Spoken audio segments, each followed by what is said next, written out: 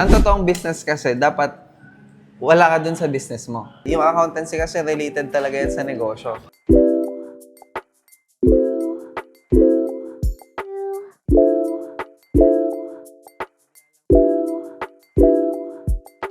Wala akong pakialam sa income. Ganun ako noon. Kahit nung nag-work pa ako. Galingan ko muna, wala akong pakialam sa income. Tandaan nyo, yung income lagi is directly proportional kung ano yung alam mo. Kung para sa'yo talaga, para sa'yo. Simpleng manakawan ka ng tao mo, malugi ka din.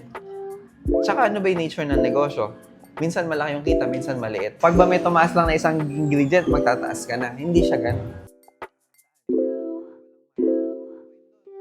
Actually, marami namang talaga gumagaya. Pero that's also a sign na you're doing good.